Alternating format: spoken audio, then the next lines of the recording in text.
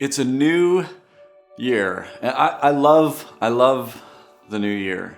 I love all the possibility of it. I love the transition and looking back and preparing for what's ahead. And I'm really excited about this month and our rhythms this month. Because this month, as we walk into the new year, we're actually going to sync our rhythms with our conversation from Sunday. And even our passage that we're going to be sitting with is our main conversation passage from Sunday. And it speaks to this idea of new. It speaks to this idea of the new that God has made possible in our lives. Because you see, because God, as He steps into our lives, He doesn't just say, "I've made you new." He says, you get to choose.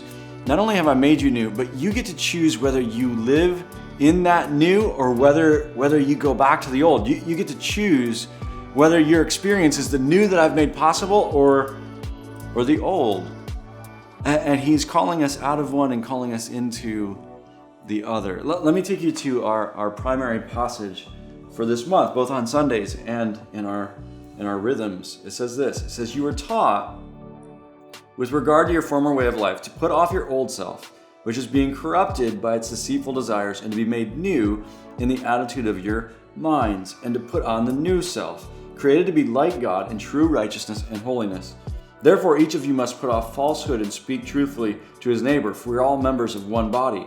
In your anger, do not sin. Do not let the sun go down while you are still angry, and do not give the devil a foothold.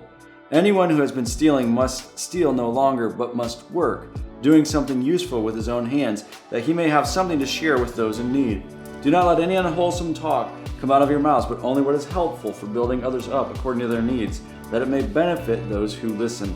And do not grieve the Holy Spirit of God, with whom you are sealed for the day of redemption." He begins and he calls them out of the old and into the new that Jesus has made possible. And then He begins to work through this list, and it's a contrasting list. He's saying, no, come out of that old and live in the new.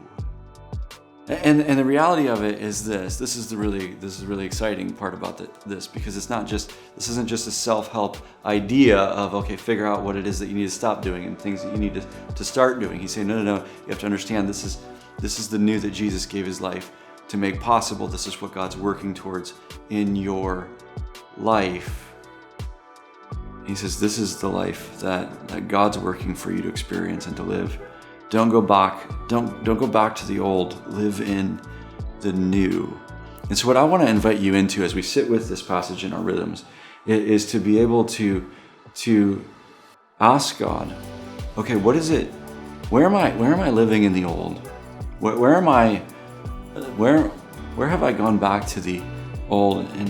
And what does it look like? What does it look like for me to live in the new? And on Sunday we're gonna talk about how we can be equipped to do that, and how God is working in our lives, partnering with us in this to be able to take off that old, not just temporarily, but more and more to take off that old once and for all and embrace the new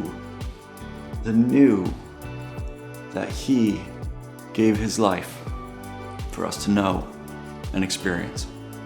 It's going to be a great month.